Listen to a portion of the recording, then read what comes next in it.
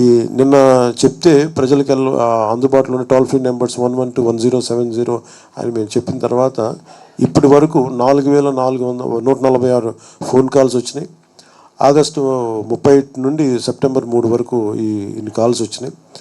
ఈ 4146 phone calls దాదాపు 2513 calls 112కి వచ్చినాయి. 1633 కాల్స్ 1070 నెంబర్కి వచ్చినాయి.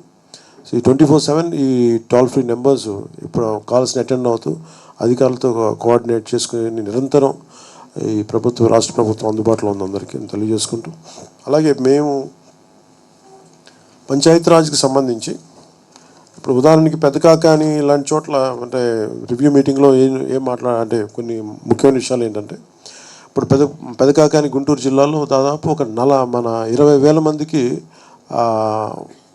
వచ్చే మనకు నీటి సరఫరా చెరువు ఉంది అక్కడ. అది ఏమైపోయిందంటే పక్కనున్న స్థానిక ఉండే మనకి మన స్థానిక అవసరాలకు వాట్లాడే చెరువు అది కలిసిపోయి బండ దిగిపోయి ఈ నీళ్ళు కలిసిపోయినాయి. సో దాన్ని వెంటనే పునరుద్ధరించడానికి దీన్ని చర్యలు తీసుకున్నాం.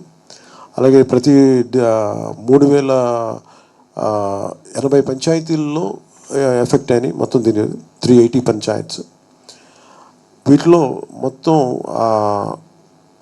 వీటి కోసం దాదాపు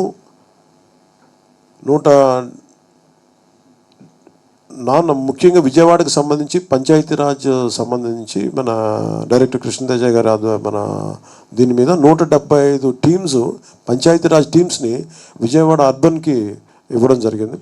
దాదాపు ఇది 900 శానిటేషన్ వర్కర్స్ పంచాయతీరాజ్ నుంచి దీనికి ఇవ్వడం జరిగింది. అలాగే నాన్ ఎఫెక్టెడ్ పంచాయత్స్ అంటే ఇక్కడ ఈ 6 జిల్లాలు కాకుండా అటు కోస్తాంధ్ర కాకుండా అటు సైడ్ మనకి ఎఫెక్ట్గా వరద ప్రాంతానికి లేని జిల్లాల నుంచి చాలామంది టీమ్స్ని పెట్టారు. దీంట్లో పెట్టిన టీమ్స్ అంతా మన మనీ అపార్ట్ 685. ఇవి కాకుండా ఇది కేవలం 685 అంటే 175 టీమ్స్ ఏమో ఓన్లీ అంటే ఒక్కొక్కరికి ఎలా ఉంటుందో కనీసం 6 మంది ఉంటారు. ఒక 3-4 శానిటేషన్ వర్కర్సు, అలాగే ఒక ప్లంబర్, ఒక ఎలక్ట్రీషియన్, ఇట్లా వాళ్ళ ఇన్ఛార్జ్, ఇట్లాగా ఒక 5 నుంచి 6 మంది ఉంటారు ప్రతి టీంకి.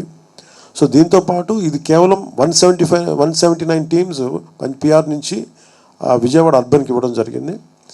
అలాగే 685 టీమ్స్ ఎక్కడైతే ఏ ప్రాంతాల్లో దెబ్బతిన్నాయో 685 టీమ్స్. దీంట్లో ఒక పంచాయత్ సెక్రటరీ, ఒక 3-4 ప్లంబర్స్, ఒక టెక్నీషియన్, ఒక ఎలక్ట్రీషియన్, వీళ్ళందరూ ఉంటారు. ఇట్లా 6 మంది టీమ్ తోటి 5 to 6 మెంబర్ టీమ్ తోటి 685 టీమ్స్ని వేసి ఎక్కడైతే మన ఇబ్బందిగా ఉన్నాయో, ఎక్కడైతే దెబ్బతిన్నారో ఆ ప్రాంతాలన్నిటికీ వీళ్ళు ఈ నాన్ ఎఫెక్టెడ్ ప్రాంతాల నుంచి ఆ టీమ్స్ని తీసుకున్నారు.